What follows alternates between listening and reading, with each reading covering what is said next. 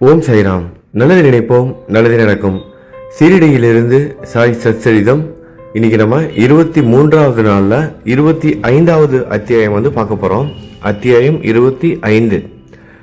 கருணை கடலும் ஈஸ்வர அவதாரமும் பரபிரம்மமும் மாபெரும் யோகீஸ்வரனும் ஆகிய சாய்பாபாவுக்கு நமது அஷ்ட அங்கங்களாலும் நமஸ்கரித்துவிட்டு நாம் இந்த அத்தியாயத்தை தொடங்குகிறோம்.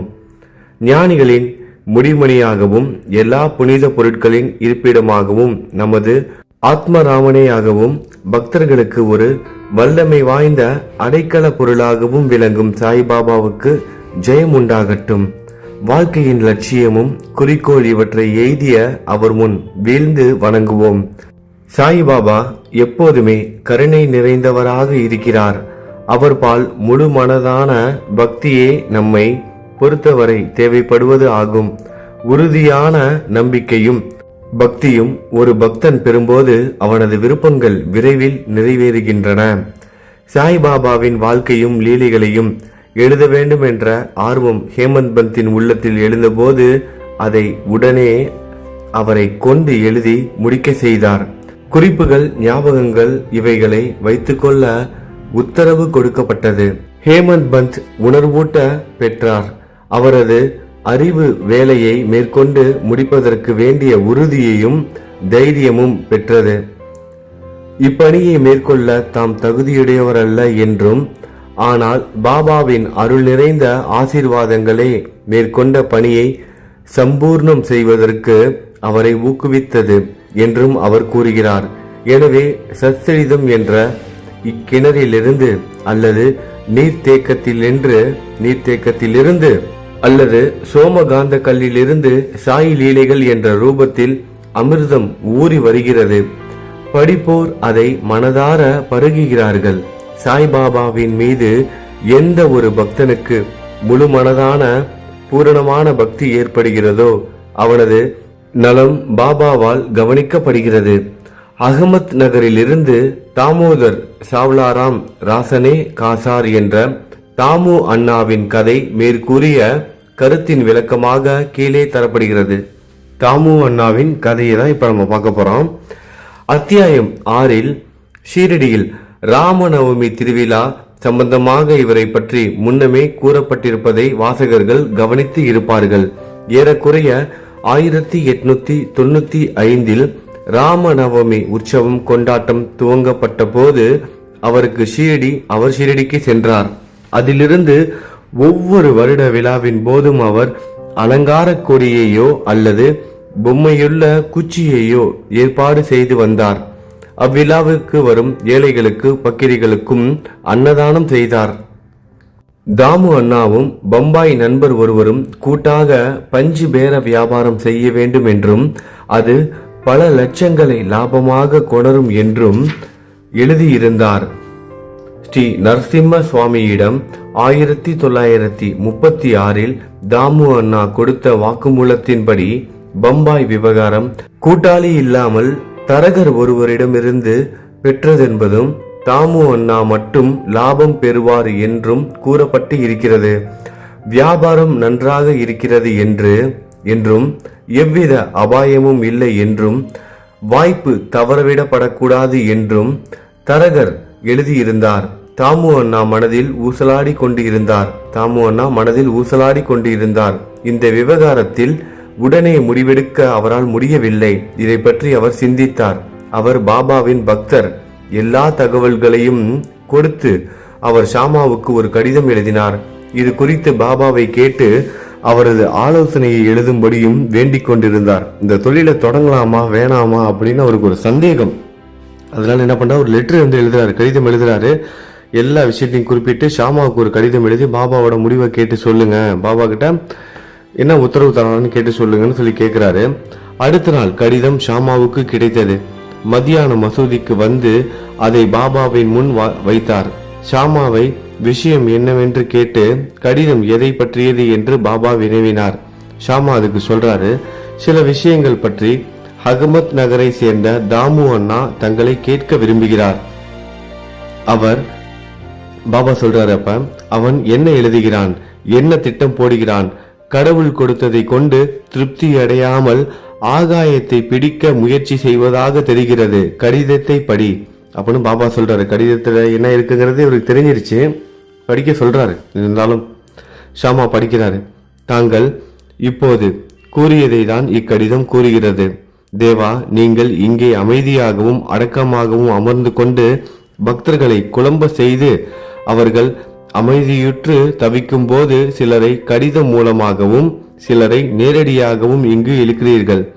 கடிதத்தில் அடங்கியுள்ள விஷயம் தங்களுக்கு தெரியும் என்றால் பின் ஏன் என்னை படிக்கும்படி சொல்லி வற்புறுத்துகிறீர்கள்னு ஷாமா கேட்கிறாரு. கடிதத்தில் இருக்கிறது உங்களுக்கு தெரியும் அப்படின்னா என்னையே தேவையில்லாம படிக்க சொல்றீங்க, அதான் உங்களுக்கு தெரியும்ல அப்படின்னு ஷாமா கேட்கிறாரு. அப்ப பாபா சொல்றாரு, ஷாமா, தயவு செய்து அதை படி.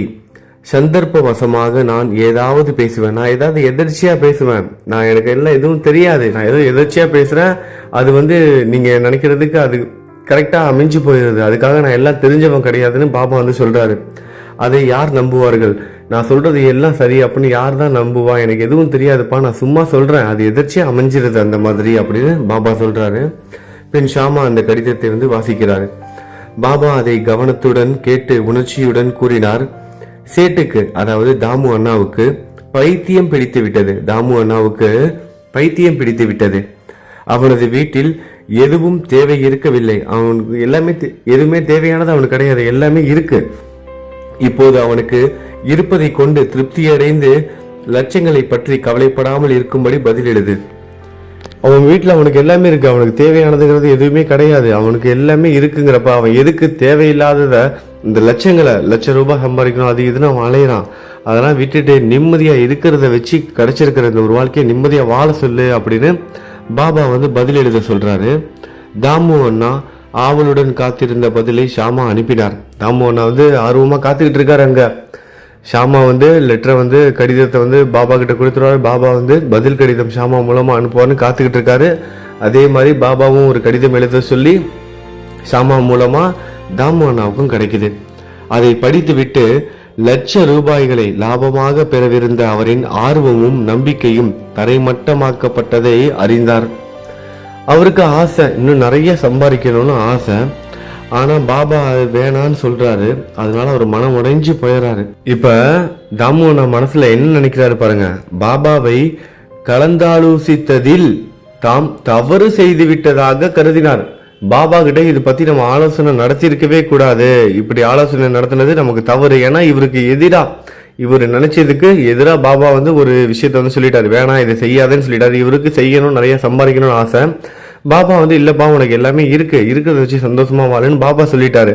இப்ப இவருக்கு தேவையில்லாத குழப்பங்கள், அப்புறம் எதுக்கு தேவையில்லாம பாபா கிட்ட இதை பத்தி நம்ம பேசணும் அப்படின்னு அவர் நினைக்க ஆரம்பிச்சிட்டாரு. அதாவது இவர் நினைப்பாரு, இவர் நினைக்கிறதுக்கு பாபா உடனே பச்சை கொடி காட்டிடுவாரு அப்படின்னு நினைச்சாரு. பாபா வேணான்னு சொல்லவும் எதுக்கு தேவையில்லாம நம்ம பாபா கிட்ட இதை பத்தி கேட்டுட்டோம் அப்படிங்கிற ஒரு எண்ணமும் அவர் மனதுல வருது. ஆனால் பதிலில் ஷாமா பார்ப்பதற்கும் கேட்பதற்கும் அதிக வித்தியாசம் இருப்பதாகவும் அவரை ஷீரடிக்கு நேரடியாக வர வேண்டும் எனவும் பாபாவை காண வேண்டும் என்றும் குறிப்பிட்டிருந்ததால் ஷாமா என்ன பண்றாரு, ஷாமா நம்மள மாதிரி அவரும் ஒரு மனிதர் தானே, பாபா கூட இருந்தாலும் அவர் என்ன பண்றாரு, தாமு அண்ணா பாபா ஆசீர்வதிச்சு கடிதம் எழுதுவார்னு நினைச்சுக்கிட்டு இருக்காரு. இப்ப பாபா வேணான்னு சொல்லிட்டாரு, அதை ஒரு கடிதமா எழுதும் போது இவர் மனசுல ஏதோ பட்டிருக்கு. ஆஹா, தாமு அண்ணா நல்ல செய்தி வரும், பாபா பச்சை கொடி காட்டுவாரு, இந்த தொழில் தொடங்க அனுமதி கொடுப்பாருன்னு அவர் காத்துக்கிட்டு இருப்பாரு. இப்ப நம்ம வேணான்னு சொல்லி பாபா சொல்றத எழுதுறோம், அவரோட மனசு கஷ்டப்படக்கூடாதுங்கிறதுக்காக இன்னும் கொஞ்சம் விஷயத்தையும் சேர்த்து எழுதுறாரு. நீங்க கடிதம் மூலமா பாபா கிட்ட பேசுறதுக்கும் நேரடியா பேசுறதுக்கும் வித்தியாசம் இருக்கு, அதனால நீங்க நேரடியா ஷிரடிக்கு பாபாவை சந்திங்க அப்படிங்கிற ஒரு குறிப்பும் எழுதியிருக்காரு. கொஞ்சம் அவர் மனசை சார்ந்த போடணும் அப்படிங்கிறதுக்காக. இவர் என்ன பண்றாரு, தாமு அண்ணா ஷிரடிக்கு சென்று பாபாவை நேரடியாக இவ்விஷயத்தை பற்றி கேட்பதே சரியானது என்று நினைக்கிறார். கடிதம் மூலமாலாம் பேச வேணாம், பாபா சொல்லிட்டாரு, என்ன வேணாம் இந்த தொழில் பண்ண வேணாம்னு சொல்லிட்டாரு. இவர் என்ன பண்றாரு, சரி நம்ம திரும்ப இன்னொரு முறை முயற்சி பண்ணலாம்னு சொல்லிட்டு நேரடியா போலாம், ஷாமாவும் அதான் சொல்லியிருக்காரு, இதான் நல்லது அப்படின்னு சொல்லிட்டு இவரும் ஷிரடிக்கு போறாரு.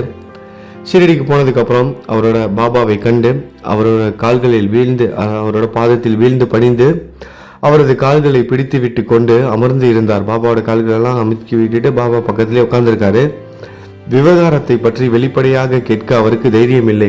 பாபா வேணான்னு சொல்லிட்ட விஷயத்த பத்தி வெளிப்படையா அவருக்கு வந்து கேட்கறதுக்கு வந்து தைரியம் இல்லை, கேட்க அவருக்கு தைரியம் இல்லை.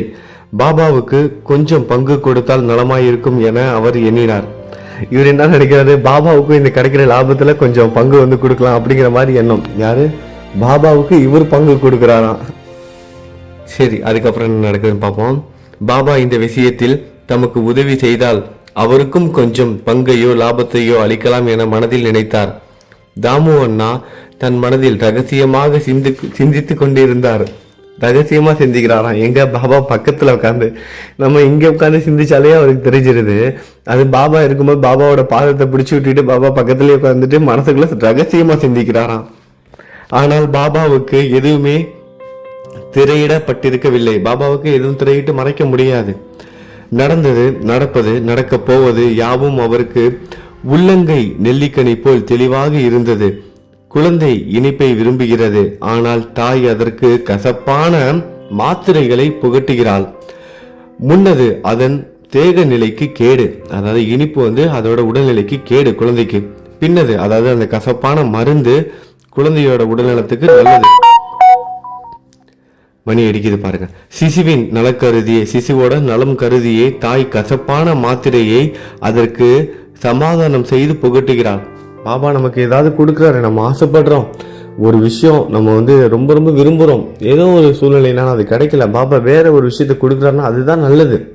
ஒரு தாய் வந்து ஒரு குழந்தைக்கு கசப்பான மருந்தை கொடுக்குறா அப்படின்னா அந்த குழந்தை அழுகுங்கிறது தெரியும். தெரிஞ்சும் எதுக்கு அந்த தாய் அந்த கசப்பான மருந்தை வந்து கொடுக்கணும்? ஏன்னா அந்த குழந்தைக்கு வந்து நல்லது. அதுதான், அதுக்காக நான் குழந்தை சந்தோஷப்படுதுங்கிறதுக்காக சர்க்கரையா அள்ளி தேனையும் சர்க்கரையும் அள்ளி கொடுத்துக்கிட்டே இருந்தா என்ன ஆகும்? அன்பான தாயான பாபாவும் பக்தர்களின் நிகழ்கால எதிர்கால நன்மைகளை அறிந்தவரானதால், நல்லா கேட்டுக்கோங்க, அன்பான தாயான பாபாவும், நம்ம எல்லாரும் அப்பா அப்பான்னு கூப்பிட்டு இருக்கோம். ஆனா அப்பாங்கிற உணர்வோட பாபாவுக்கு நம்ம மேல இருந்து தாய்மை உணர்வு தான் ரொம்ப அதிகம். அன்பான தாயான பாபாவும் பக்தர்களின் நிகழ்கால எதிர்கால நன்மைகளை அறிந்தவராவதனால், நம்மளோட நிகழ்காலத்தை பற்றியும் தெரியும், எதிர்கால நன்மைகளுக்கும் நமக்கு என்ன வேணுங்கிறது அவருக்கு தெரியும். அதனால தாமு அண்ணாவின் மனதில் இருப்பதை அறிந்து பாபு அம்மாதிரியான உலக விவகாரத்தில் எல்லாம் லாப பங்கு நான் சிக்கிக்கொள்ள விரும்பவில்லை. இந்த மாதிரியான உலக விஷயங்கள் எல்லாம் நான் வந்து இந்த லாபம் இதுலலாம் சிக்கிக்கொள்ள விரும்பல என்றார். தாமுவை பார்த்து என்ன சொல்றாரு? பாபாவின் சம்மதமின்மையை அறிந்த தாமு அண்ணா அந்த எண்ணத்தை கைவிட்டார். பாபா வந்து சரி இந்த லாபம் இந்த பங்கெல்லாம் வேணாம் இந்த மாதிரிலாம் சொல்லும் போது அவர் வந்து புரிஞ்சுக்கிறாரு. இவர் மனசுல தான் நினைச்சாரு இந்த லாபம்லாம் கொடுக்கலாம், பாபாவுக்கு பங்கு கொடுக்கலான்னு. ஆனா பாபா அதை முன்னாடி தெரிஞ்சுக்கிட்டு, அவர் சொல்றதுக்கு முன்னாடி அவர் மனசுல இருக்கும் போதே நினைக்கும் போதே தெரிஞ்சுக்கிட்டு என்ன சொல்றாரு, இந்த லாப பங்கெல்லாம் வேணான்னு சொல்லும் போதே தாமு அண்ணா புரிஞ்சுக்கிட்டாரு. சரி இந்த விஷயத்துல பாபாவுக்கு சம்மதம் கிடையாது அப்படின்னு புரிஞ்சுக்கிட்டு அந்த எண்ணத்தை அவர் வந்து கைவிடுறாரு. அடுத்ததாக தானிய வியாபாரம். பின்னர் அவர் தானியம், அரிசி, கோதுமை, பலசரக்கு சாமான்கள் இவைகளில் வியாபாரம் செய்யலாம் என நினைத்தார். அதுக்கப்புறம் மீண்டும் ஒரு வியாபாரம் செய்யலாம்னு ஆரம்பிக்கிறாரு. தானியம், அரிசி, கோதுமை, பலசரக்கு சாமான்கள் இவைகளில் வியாபாரம் செய்யலாம் என நினைத்தார். பாபா அவரின் எண்ணத்தையும் படித்து ₹1 5 சேர் என வாங்கி 7 சேர் என விற்பாய். பாபா என்ன சொல்றாரு, நல்லா கேளுங்க, அப்பதான் உங்களுக்கு புரியும். ₹1 5 சேர் 5 பங்கு நீ வாங்கினேன்னா ₹1 7 சேர் வந்து விற்ப அப்படின்னு சொல்றாரு. இது லாபமா நட்டமா? நட்டம் இல்ல. ஏன்னா ₹1 இவர் 5 ஷேர் வாங்குறாரு. 5 பங்கு வாங்கி அதை 7 பங்கு வித்தார்னா, ₹1 7 பங்கு வித்தார்னா என்ன ஆகும்? வாங்குறவங்களுக்கு தான் லாபம், விற்கிற இவருக்கு வந்து என்ன ஆகும்? நட்டமா தான் ஆகும். ஏன்னா 2 பங்கு அதிகமாகவே கொடுக்க போறாரு அப்படின்னு பாபா சொல்றாரு. எனவே இந்த வியாபாரமும் கைவிடப்பட்டது. தானிய விலையேற்றம் சில நாள் வரை இருந்தது. தானிய விலையேற்றம் வந்து கொஞ்ச நாள் நல்லா போய்கிட்டே இருக்கு, நல்லா விலையேறிக்கிட்டே இருக்கு. இதை பார்க்கும்போது என்ன, நம்ம வாங்கியிருந்தோம்னா இன்னும் தானிய விலையேற்றம் வந்து நல்லா போய்கிட்டு இருக்கே, அப்ப நமக்கு லாபம் கிடைச்சிருக்குமே. பாபாவின் தீர்க்க தரிசனம் பொய்யாகி விடும் போல் தோன்றியது. பாபா சொன்ன வார்த்தைகள் பொய்யாகிரும் போல அப்படிங்கிற மாதிரி ஒரு தோற்றம், ஒரு மாய தோற்றம் தோணுது. ஏன்னா இவர் பாபா வேணான்னு சொன்ன அந்த டைம்ல, அதாவது நீ வாங்கினேன்னா நட்டப்படுவ, ₹5 ₹1 5 ஷேர் வாங்கி இருந்தேன்னா நீ ₹1 7 ஷேர் வந்து விற்பேன்னு பாபா சொன்னதுனால இது வந்து கைவிட்டுட்டாரு. ஆனா அதை வாங்கியிருந்தானா இப்ப விலையேற்றம் ஆகுது, அப்பா இவருக்கு லாபம் கிடைச்சிருக்கும். பாபாவோட வார்த்தைகள் வந்து பொய்யாகிருச்சோ, பாபாவின் தீர்க்க தரிசனம் பொய்யாகிவிடும் போல் தோன்றியது. ஆனால் ஓரிரண்டு மாதங்களில் 1-2 மாதங்களிலேயே எங்கும் ஏராளமான மழை பெய்தது. விலைகள் எல்லாம் திடீரென இறங்கி போய்விட்டன. என்ன ஆயிடுச்சு, ஒரு 2 மாசம் விலை ஏறின மாதிரி ஏறினது. அதாவது எப்படி ஆசை காமிக்கும் இந்த மாய உலகம், என்ன பண்ணும், நமக்கு ஆசைகள் தூண்டி விடும், அதுக்கப்புறம் பதுக்குன்னு கீழே விழுந்துடும். அதே தான் நடந்திருக்கு. எங்கேயோ எங்க பார்த்தாலும் மழை பெஞ்சு விலைவாசி எல்லாம் இறங்கி போயிடுச்சு. எனவே தானியத்தை சேர்த்து வைத்தவர்கள் எல்லாம் நஷ்டம் அடைந்தனர். இவ்விதியிலிருந்து தாமு அண்ணா காப்பாற்றப்பட்டார். மற்றும் ஒரு வியாபாரியுடன் தரகர் நடத்திய பஞ்சு வியாபாரமும் பயங்கரமான நஷ்டம் நடந்ததென கூற தேவையில்லை. அதாவது இன்னொரு அந்த இதுக்கு முன்னாடி இந்த பஞ்சு வியாபாரம் பண்ணலாம்னு நினைச்சாரு பாருங்க, பாபா கூட பங்கு கொடுக்கலாம், பாபாவையும் பார்ட்னர் ஆக்கிக்கலாம், கிடைக்கிற லாபத்துல பாபாவுக்கே பங்கு கொடுக்கலாம்னு நினைச்சாரு பாருங்க. அந்த வியாபாரம் என்ன இருக்கு, நஷ்டமாயிருக்கு. இப்ப இந்த 2 வியாபாரத்துல இருந்தும் என்ன பண்ணிருக்காரு, பாபா இவரை காப்பாத்தி இருக்காரு. பஞ்சு தானியம் என்ற 2 வியாபாரங்களிலும் உள்ள பலத்த நஷ்டத்தில் இருந்து தன்னை காப்பாற்றியதை கண்ட தாமு அண்ணாவின் நம்பிக்கை பலமடைந்து பாபாவின் உண்மை பக்தராக இன்று வரை கூட இருந்து வருகிறார். அதுக்கப்புறம் பாபாவோட தீவிரமான பக்தராகவே ஆயிட்டாரு. அடுத்ததாக ஒருமுறை மாம்பழ அற்புதத்தை தான் பார்க்க போறோம். ஒருமுறை 300 நல்ல மாம்பழங்கள் கொண்ட ஒரு பார்சல் ஷீரடிக்கு வந்தது. அது கோவாவிலிருந்து ராலே என்ற மம்லதாரால் பாபாவுக்கு ஷாமாவின் பேரில் அனுப்பப்பட்டு இருந்தது. மாம்பழ சீசன்லாம் ஆரம்பிச்சிருச்சுல, கரெக்டா நம்ம இப்ப மாம்பழ அத்தியாயம் வந்து பார்க்கிறோம். அனுப்பப்பட்டிருக்கு பாபாவுக்கு வந்து எங்க கோவாவிலிருந்து அனுப்பப்பட்டிருக்கு, ஷாமா மூலமா அனுப்பப்பட்டிருக்கு, ஷாமாவின் பேர்ல வந்து அனுப்பியிருக்காங்க.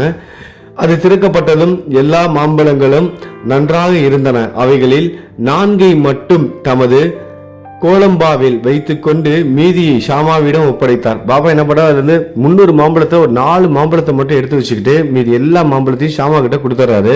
இந்த 4 பழமும் தாமு அண்ணாவுக்கு, அவைகள் இங்கேயே இருக்கட்டும் என்றார். இந்த 4 மாம்பழம் மட்டும் தாமு அண்ணாவுக்காக நான் எடுத்து வச்சிருக்கேன், அது இங்கேயே இருக்கட்டும், மீதி எல்லாத்தையும் எடுத்துக்கோ அப்படின்னு தாமு அண்ணா கிட்ட வந்து ஷாமா கிட்ட வந்து கொடுத்துட்டாரு. அதாவது பக்தர்கள் எல்லாத்துக்கும் பிரிச்சு கொடுக்குற மாதிரி. இந்த தாமு அண்ணாவுக்கு 3 மனைவிகள்.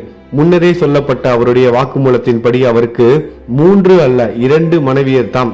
அவருக்கு 2 மனைவியர் தான் இதுக்கு முன்னாடி இருக்காங்க. 2 மனைவியர் தாம். அவருக்கு குழந்தைகள் இல்லை.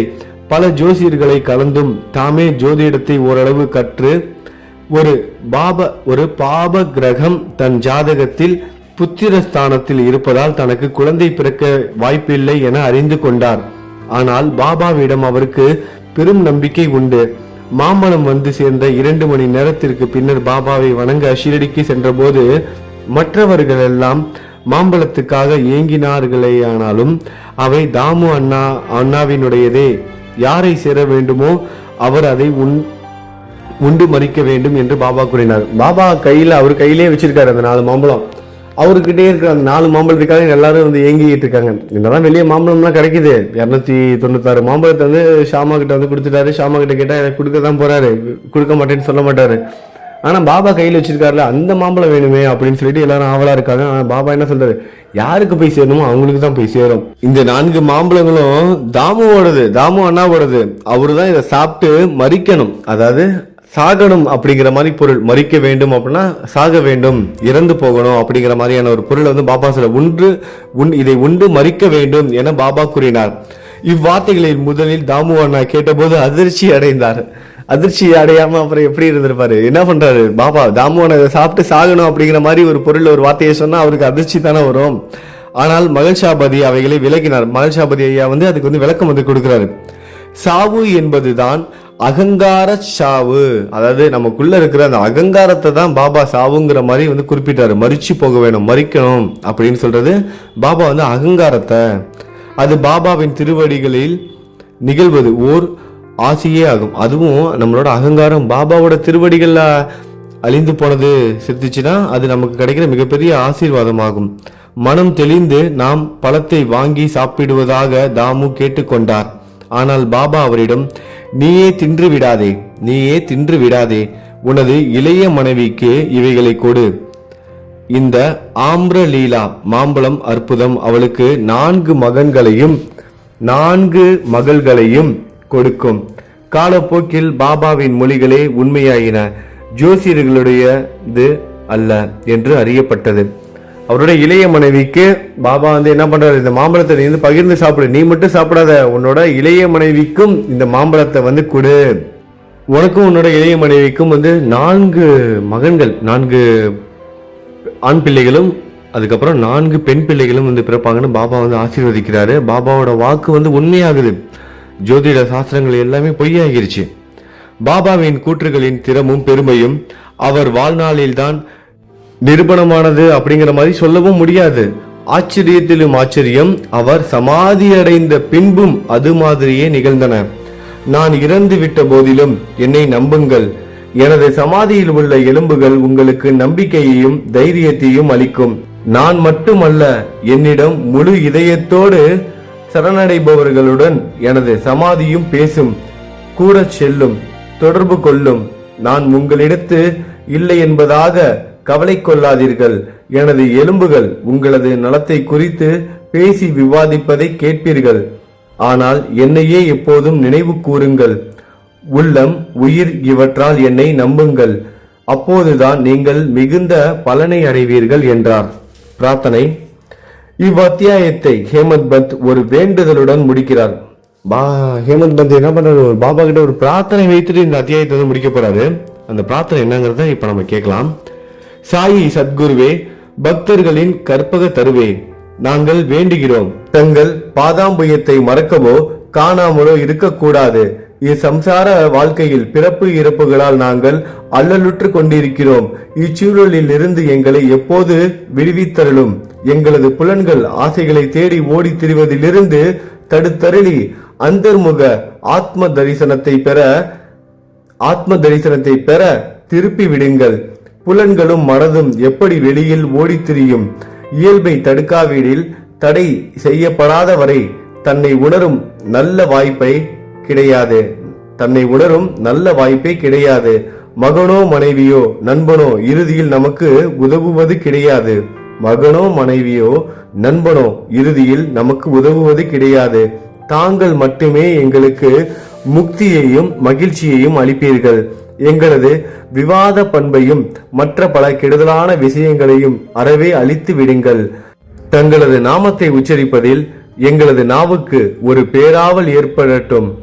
எங்களது நல்ல கெட்ட எண்ணங்களை எல்லாம் துரத்திவிட்டு எங்களது வீடு, உடல் இவைகளை பற்றிய உணர்வை மறக்க செய்து எங்களது தான் என்ற அகங்காரத்தை அழித்து விடுங்கள்.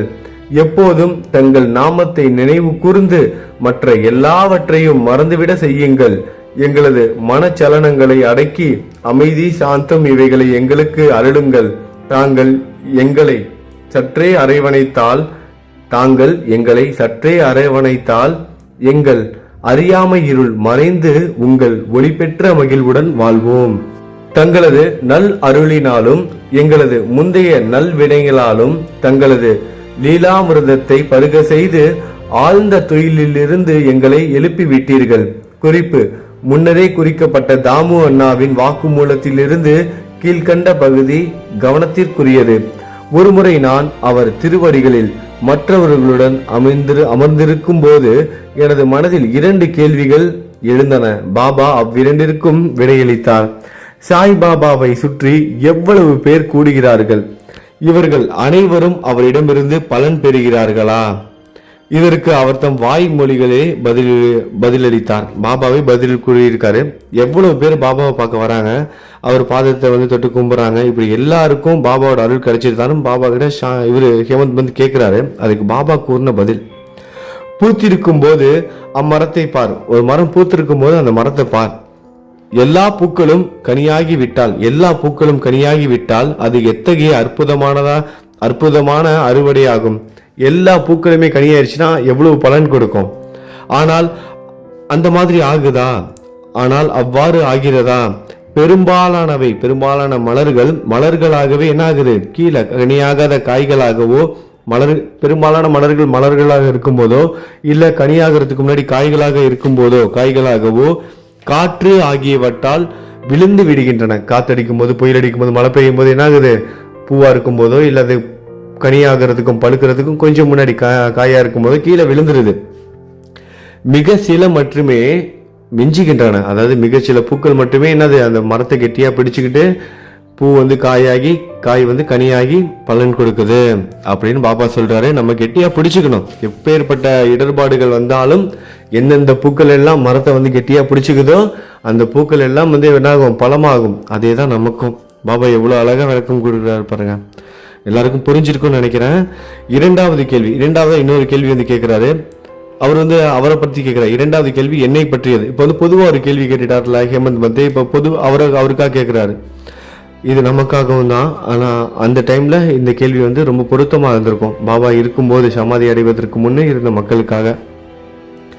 பாபா இறக்க நேரிட்டால் எத்தகைய நம்பிக்கையற்ற நிலையில் நான் நிலை பாபா இறக்க நேரிட்டால் எத்தகைய நம்பிக்கையற்ற நிலையில் நான் நிலை குலைவேன். அப்போது நான் எங்கனம் வாழ்வேன்? இதற்கு பாபா, நான் அவரை நினைக்கும் போது எல்லாம் எப்போதும் எங்கும் என்னுடன் இருப்பதாக பதில் கூறினார். பாபா நீங்க இறந்துட்டீங்கன்னா நான் எப்படி வாழ்வேன்? இந்த உலகத்துல எப்படி நிலை குலைஞ்சு போவேன்? என்னால எப்படி இங்க வாழ முடியும்னு பாபா கிட்ட வந்து ஹேமந்த் பந்த் கேட்கிறாரு. அதுக்கு பாபா சொல்றாரு, நீ எப்பெல்லாம் என்ன நினைக்கிறியோ அப்ப எல்லாமே நான் உன் கூட இருப்பேன் அப்படின்னு பாபா வந்து பதில் சொல்றாரு. இந்த வாக்குறுதியை அவர் 1918ஆம் ஆண்டுக்கு முன்னரும் அதற்கு பின்னரும் காப்பாற்றி கொண்டு இருக்கிறார். இவர் இன்னும் என்னுடன் இருக்கிறார். இன்னும் எனக்கு வழிகாட்டுகிறார். இது 1910-11 எனது சகோதரர்கள் என்னை விட்டு பாகம் பிரித்து போனது. அதாவது பாகம் பிரித்து போனதுன்னா அந்த வீட்டில் இருக்க பங்கெல்லாம் பிரிப்பாங்களா, அந்த மாதிரி அவங்களோட சகோதரர்களுக்குள்ள சண்டையை, குடும்ப சொத்தெல்லாம் பிரிச்சுக்கிட்டு போனது. எனது சகோதரி இறந்தது, ஒரு திருட்டால் போலீஸ் விசாரணை நடந்தது ஆகியவற்றால் நான் மிகவும் மனமுடைந்து இருந்தேன். எனது சகோதரியின் இறப்பால் வாழ்வில் ஈடுபாடற்று குதூகலமற்று சோர்ந்து போயிருந்த சமயம் பாபாவிடம் நான் சென்றபோது தமது உபதேசத்தால் என்னை அவர் சாந்தமாக்கினார். அப்பா குல்கர்ணியின் வீட்டில் ஒரு பூரான் போலி சாப்பிட செய்து சந்தனம் பூசு செய்தார். எனது வீட்டில் ஒரு திருட்டு நடந்தது. எனது 30 வருட நண்பன் என் மனைவியின் நகை பெட்டியை அதனில் இருந்த ஒரு புனித மூக்கு வளையத்துடன் திருடிவிட்டான். பாபாவின் புகைப்படத்தின் முன் நான் அழுதேன். மறுநாள் அப்பெட்டியுடன் அவன் திரும்பி வந்து மன்னிப்பு கேட்டான். திருட்டு போன நகை திருடனே கொண்டு வந்து நேர்ல வந்து கொடுத்துருக்கான். பாபா கிட்ட உட்காந்து பிரார்த்தனை பண்ணதுக்கு அப்புறம் ஸ்ரீ சாயியை பணிக. அனைவருக்கும் சாந்தி நிலவட்டும். ஓம் சாய்ராம். நல்லது நினைப்போம், நல்லது நடக்கும். ஓம் சாய்ராம்.